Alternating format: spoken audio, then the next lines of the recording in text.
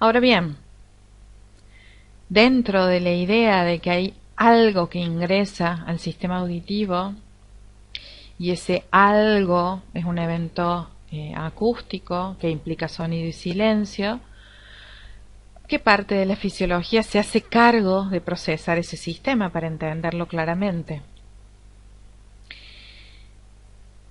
Por ejemplo, una de las preguntas es si procesa señales sonoras, que son sonidos, ¿qué parte del sistema procesa la frecuencia de las señales? Tenemos un gran devenir en la construcción profesional del fonoaudiólogo ligado a la tonotopía de la cóclea. Claramente, el receptor auditivo a nivel del oído cumple una gran función en todo lo que tiene que ver la respuesta en frecuencia.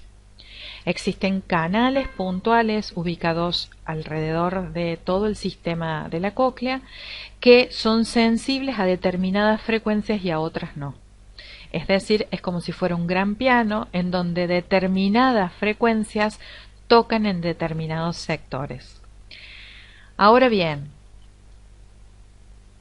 si yo achico la mirada solamente que ese es el único receptor, ¿qué pasa en el resto del sistema? ¿Sí? ¿Qué pasa si yo solamente miro ese zoom? El resto del sistema traslada la información como en algún punto se imaginaba antes. No, el sistema nervioso hace un procesamiento y una modulación de la señal. Por lo tanto, en este esquema de la tonotopía del sistema auditivo reconocemos que hay representaciones de la tonotopía en todo el trayecto del sistema auditivo.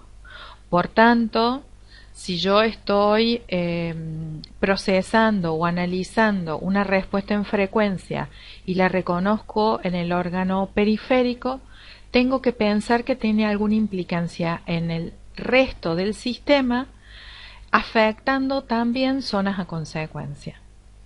Por ejemplo, como vemos, el nervio auditivo hacia el interior del nervio tiene que ver con las bajas frecuencias y hacia el exterior del nervio las fibras procesan las altas frecuencias.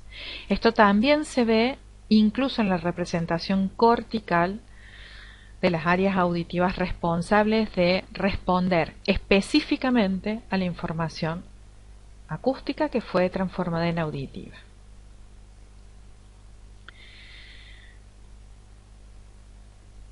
Ahora es entendible que los tonos agudos o las frecuencias altas sean los primeros, entendiendo esta cuestión de la tonotopía, que se pueden comprometer en la recepción auditiva. No obstante, en algunas patologías otológicas no es así.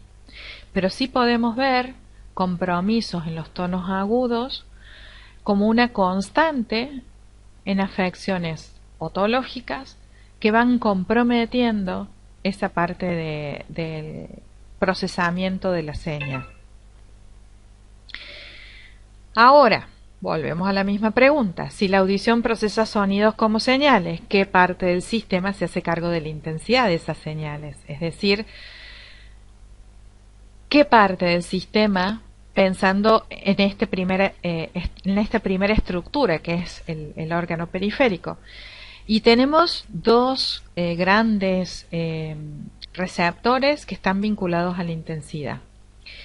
Hay una vinculación de las células ciliadas externas con intensidades hasta 60 decibeles y que posteriormente a esas intensidades 65, 70, 80 decibeles, quien toma la posta de procesar esa intensidad son las células ciliadas internas.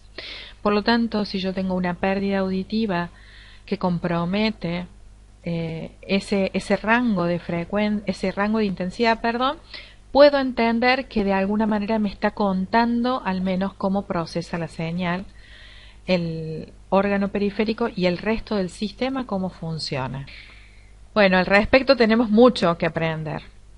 Lo importante es que cada uno de nosotros tiene una respuesta de frecuencia. Acá tenemos un eje de niveles de presión sonora y el eje de frecuencias. Fíjense que es al revés que estamos acostumbrados a verlo en el audiograma. Niveles de presión sonora son decibeles SPL, y esta es una curva de isofones, es decir, una curva en frecuencia en donde a una misma intensidad se varía la frecuencia y se observa que hay una diferencia clara en cómo responde el sujeto cambiando la frecuencia. Es decir, yo voy a necesitar mucha más energía sonora, más intensidad, para procesar una baja frecuencia que una frecuencia media. ¿Sí? ¿Eso qué implica? Que ha habido una convención para trazar lo que es el cero audiológico, el cero de lo que consideramos decibeles HL. Ha habido una convención que determina un decibel relativo, no absoluto, como es esta medición que ofrecen las curvas isofónicas, que son de características físicas, no biológicas, y que en algún punto nos permite reconocer que el decibel HL, Helling-Lever, nos muestra el nivel de pérdida nomenclado, que el 0 decibel no es cero ausencia de sonido, ¿sí? Sino que por el contrario solamente fija un punto de partida para medir la audición humana.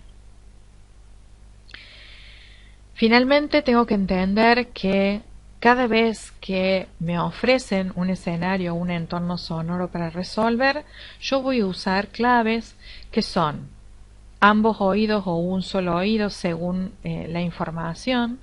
Voy a usar claves en cuanto a si es dicótico y si es diótico. Acá ya ponemos palabras nuevas.